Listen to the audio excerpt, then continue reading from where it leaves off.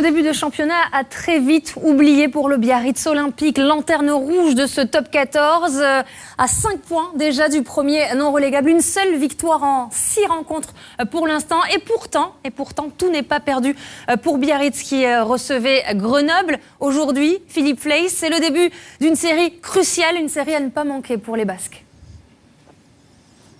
Ah oui, Isabelle, vous l'avez dit, puisqu'après avoir accueilli, après avoir affronté des cadors de ce championnat, eh bien, les Biarros entament peut-être un nouveau championnat avec 3 matchs capitaux. La réception de Grenoble aujourd'hui, le déplacement à Bayonne la semaine prochaine, et puis dans 3 semaines, la réception de Perpignan. 3 matchs pour prendre le maximum de points et sortir de cette zone dangereuse, la zone rouge. Regardez la concentration, la motivation des Biarros avec à leur tête pour l'échauffement, eh bien tout simplement leur manager Laurent Rodriguez pour motiver les troupes face à Grenoble qui ne s'est pas encore imposé depuis le début de la saison à l'extérieur et qui vient prendre des points à Biarritz, qui vient tenter sa chance, et ça commence plutôt bien pour les hommes de Fabrice Landreau sur cette première attaque.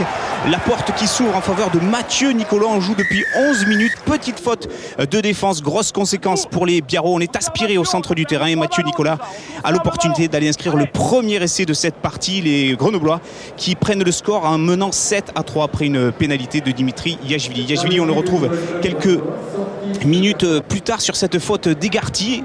La malice de Dimitri Yachvili qui permet aux Biarros de revenir dans le match 7-6. Les Grenoblois sont en infériorité numérique à 14 contre 15 après le carton jaune infligé à Egarty, le talonneur grenoblois. Le match s'équilibre, les deux équipes se tiennent en quelques points, 10-9 en faveur de Grenoble à la demi-heure de jeu. Et ce ballon porté conclu par les Grenoblois avec les basiques, et ce ballon qui va finir derrière la ligne, c'est Edwards, le pilier néo-zélandais, qui à 1 minute de la mi-temps permet aux Grenoblois de prendre le large et de mener 17-9. 8 points d'avance pour Grenoble, peut-être 11, puisque juste après la sirène, eh bien Julien Caminati teste la météo. Il a vu que le vent était peut-être favorable. 65 mètres, ça ne lui fait pas peur. Il tente la pénalité, mais cette pénalité ne passe pas. On en reste là 17-9 en faveur de Grenoble. Sensation sous les sifflets d'Aguilera. Le président Blanco est passé dire un petit mot au vestiaire des Biarros, et peut-être une conséquence, ce bon retour de deuxième période de la part des Biarros avec ce ballon à l'initiative de Dimitri Yachvili pour Molkar.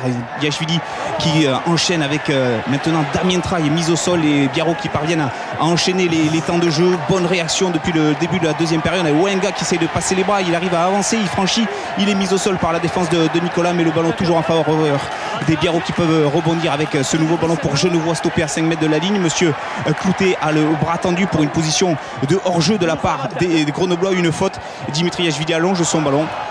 Et on va revenir à la pénalité qui va permettre aux Biarros de revenir à 17-12 et rajouter même 2 autres pénalités supplémentaires. Ils reprennent l'avantage 18-17 après 10 minutes dans cette deuxième période, à la joie de l'Indien Rabani. L'espoir renaît pour les Biarros qui continuent d'appuyer sur l'accélérateur avec Wenga qui est passé, qui a franchi le rideau défensif grenoblois. Et regardez cette faute de Benjamin Thierry en haut de l'écran. Il retient par le maillot Teddy Thomas, carton jaune pour Benjamin Thierry. Nouveau carton jaune, nouvelle infériorité numérique pour les Grenoblois qui commencent à subir dans cette deuxième période. Et puis quelques minutes plus tard, ça se passe en bas de l'écran. Regardez, pétage de plomb de la part de Julien Caminati. Geste de nervosité. Geste de nervosité sur Dimitri Yachvili, et les Grenoblois qui se retrouvent à 13 contre 15 durant 5 minutes. Ils sont menés, les Grenoblois. Vous entendez Laurent Rodriguez qui demande à ses joueurs d'aller jouer dans le camp de Grenoble, car les Grenoblois ont repris l'avantage. Ils mènent 21-20 et les Biarros ont repris l'avantage, ils mènent 21-20, et là on est dans les ultimes minutes de cette partie. Sur cette dernière action, eh bien, les Grenoblois parviennent à franchir la ligne, essai accordé à la vidéo. Et c'est Bernard, le 3e ligne sud-africain, qui aplatit ce 3e essai. Le dépit de Serge Blanco, puisque son équipe s'incline 27-21. C'est le 3e essai des Grenoblois. C'est la victoire avec le bonus offensif. 3e défaite à domicile des Biarros cette saison. Et pour les Grenoblois, ça faisait 43 ans qu'ils ne s'étaient pas imposés à Biarritz. Écoutez Fabrice Landreau, le manager grenoblois. C'est quand même incroyable ce sport. On sort de Biarritz avec un bonus offensif, alors que on aurait très bien pu repartir avec une défaite et un seul petit bonus défensif. Donc voilà, c'est incroyable, on se complique tellement les choses. Non, pas spécialement encore. Mais pour moi, on est dernier, on a marqué un point. On refait notre retard en 9 minutes 40. J'aimerais que les 9 minutes 40 soient les 40 premières minutes de la partie. Ça deviendrait beaucoup plus simple pour nous. On est dans le dur, dans le très dur. Voilà, maintenant on va bosser et continuer à bosser. Le championnat est encore long. On est mal embarqué. Mais voilà, on fera les comptes à la fin.